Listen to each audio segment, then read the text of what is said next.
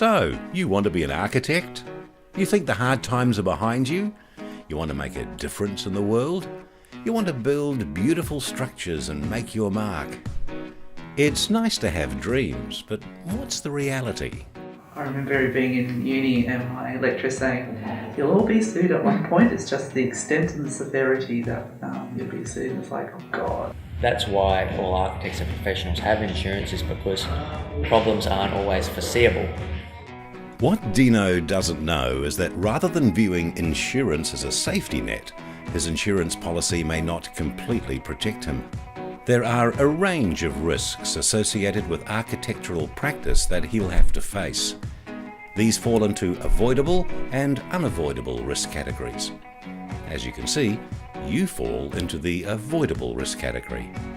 Did you know that you were a risk? If we're such a risk, why do architects hire us in the first place? There's no point in having, 5 chiefs on a project or 5 chiefs trying to run a project. So there's always going to be different niches for people to fill. It takes a little time to work out every person's individual ability, but once we've got that, we then assign work onto teams that best suits their ability. So what kind of things will we be doing? In this office, we typically apportion them design and documentation of low-risk tasks such as signage or joinery items, project administration, so document control and assistance in contract admin. Students will probably typically get the roles that in the lower end of the project, the documentation, often the dog's body, if you like. So students, for instance, would typically come on in an early design stage. They'll be helping with documentation of the development application drawings, sometimes design options, marketing plans, a lot of the presentation work, and depending on the project, some of the initial design work. Rarely students will get thrown into the deep end, which they're going to get into the difficult parts of managing contractors or clients. Due to the rigorous registration process of architecture, services produced by you in practice are expected to be in accordance with the standards of the reasonably competent architect, despite the fact that you may be less qualified. There's a lot of responsibility in taking on a student. If people without the experience are given too much responsibility that they either can't handle and it's a stressful situation for them, or the expectations of the clients exceed their ability to deliver. What are the risks we should be aware of? There's essentially millions of tiny little decisions that are made during one building being built, and you can't control all of them, so you do have to rely on the professional's expertise. Probably the biggest risk in building is documentation, so the quality of what you draw.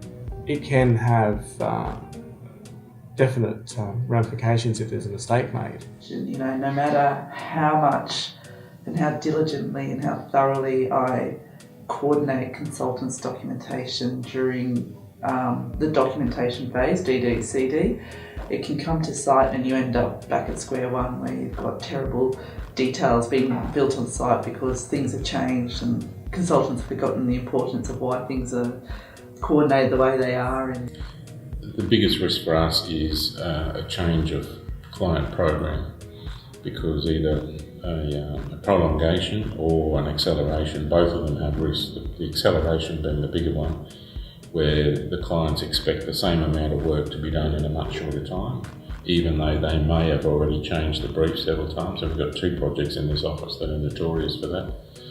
The end date hasn't changed. In fact, the builder's on site, and yet the client is changing design. The biggest risk is always the person taking on the task not being familiar and not having experience with that particular type of construction, probably. But that can be said whether you're a student or a registered architect or wherever you are in your architectural career, because if you simply haven't done something you shouldn't be expected to know how to do it. Whether big or small, architectural firms utilise similar procedures to mitigate risks, such as checklists, systems, protocols and processes. However, in small firms, as this hierarchy isn't as extensive, more time is devoted to risk management through relationships, whether it's with the client, consultant, contractor, or even the student. Again, it's about having good systems though, so we ensure we meet with all of our clients weekly, so there's never a lull in communication with them. Are you freaking out again? Don't worry, traditionally the practice of architecture has followed the format of the master and the apprentice. This relationship has waned in the recent past, but is now re-emerging through mentoring systems. Students are part of the mix in the office, and they have a role to play on projects, but they're also here to learn, and that needs to be recognised. Whenever they're working on a project, they're not on the project by themselves. They're always mentored by different people in their experience level to suit that role. So each project leader is on the job every day, presuming that the programs are continuing. The project leaders are directly responsible to both the client and often the board in terms of the financial viability of the job from the office point of view and delivery to the client. So consequently, they keep a very close eye on not just graduates or students, but the whole team in terms of their efficiency and their delivery dates and the quality of what they're delivering, so that technically it's up to scratch, that all the work is coordinated amongst ourselves, and then our work is coordinated with consultants and the client's requirements. So the project leaders are the linchpin of the whole office, and they are the ones that keep an eye on all the production of the staff on their teams. What's assigning a senior person to basically overshadow or over review the students' work and help them along. Probably someone that has patience, has also equal enthusiasm, because there's no point having a grumpy old architect mentoring a bright young architect to be, because it doesn't really work. So Jess comes and shadows me. We've got a couple of residential projects that we're certainly bringing Jess on board into a more senior role. So certainly having her attending all of our weekly design meetings with the client, so she's the second set of ears, hearing directly from the client what their expectations are and what changes are required to the designs. Ultimately, buck stops with me, and I try to keep a pretty good eye on all documentation that goes out of the office. Then even when students come in, if they know, oh, maybe I've made a mistake, that they feel they can come up and say, look, I think there's a problem here, how do we fix it? And I think that's something that we need to be able to foster, especially in an industry where we are taken to the wall if we make mistakes, especially architects. Through ownership, relationships, communication, review and systems, you can help reduce the risk involved in being a student in such a litigious field. And you can carry forward into your career as an architectural professional. When I grow up, I want to be just like you. Is it worth it? So the risk is 100% worth it. At the end of the day, when the projects are open and the tears of gratitude are running down the client's face, then it's worth it. Yeah, you get the buzz out of the big day, opening day, and you tend to forget all the late nights and the bleary eyes of checking drawings endlessly and meetings that you have to sit through. And when you get to the end of the project and you can see from inception to delivery, it's all been your own work, that really is worth it. I think risk is definitely worth it. I mean, not everyone's cut out to take high risks. The rewards are probably not there in any other monetary sense, but certainly the professional satisfaction is there, and that's why we're all here basically. So.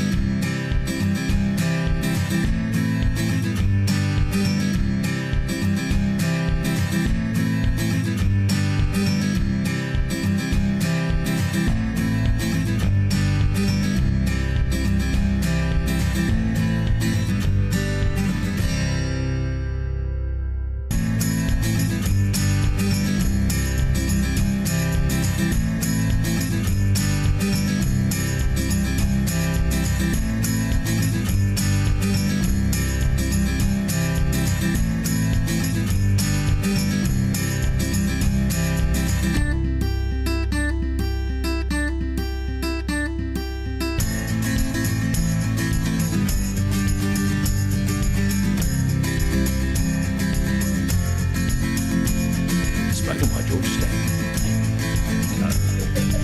No.